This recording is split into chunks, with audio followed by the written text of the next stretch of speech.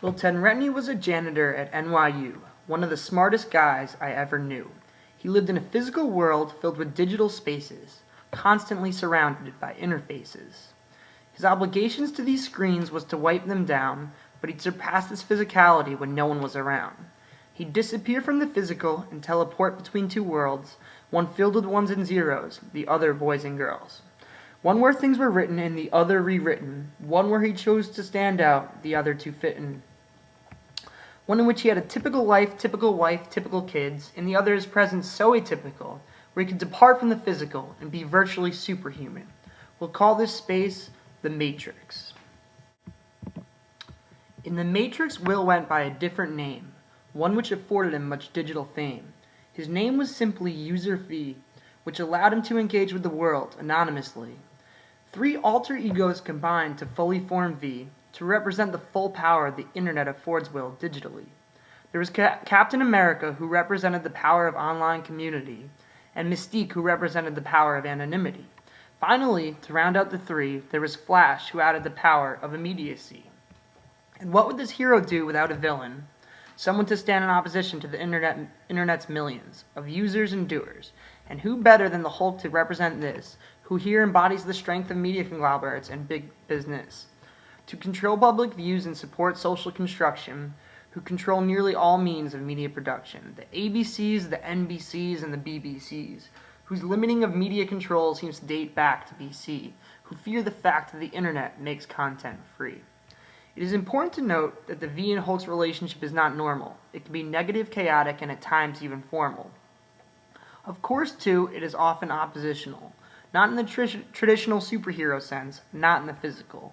More in the legal sense, in ownership and copyrights, embodied in file sharing and fair use rights.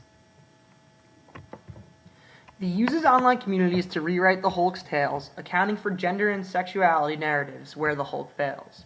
V's power often supersede the digital world, having significant impact in the physical world, spreading the word of the unspoken through Facebook, Twitter, Tumblr, and Reddit, using these many platforms not just to create a voice for injustice, but to spread it.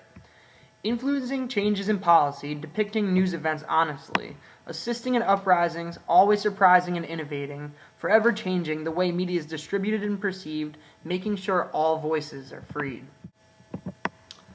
Captain America's image in mainstream society represents just that straight white male hierarchy, but as V's alter ego digitally, he represents America quite differently. He stands for the America online, particularly the communities more in touch with our time. Boundary communities like LGBTQ, pushing suppressed lifestyles through and through. Speaking for those who feel alone, connecting people to let them know it will get better. Captain America is heroic in his virtuality by connecting those who are having a hard time with their reality.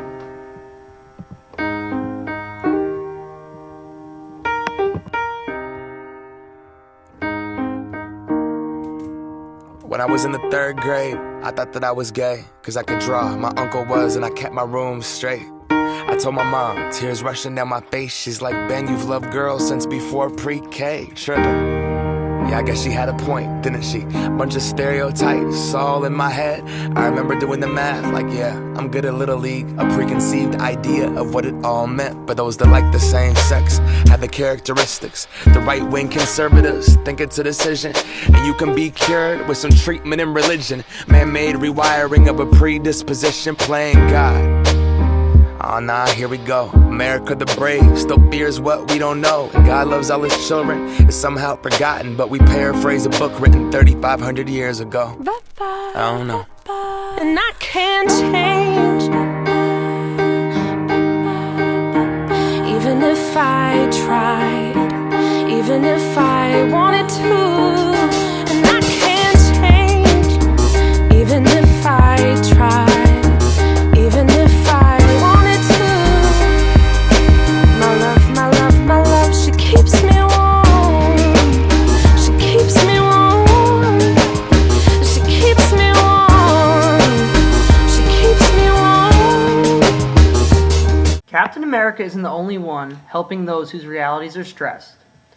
Flash is pivotal in helping those whose freedom has been suppressed, providing immediacy to Twitter that allows for unbelievable speed, allowing for physical meetups for rebellions in need, giving a voice to those previously voiceless, projecting the sounds of movements previously noiseless. Everywhere from Tahrir Square to Zuccotti Park, through videos and sharing, bringing light to the dark.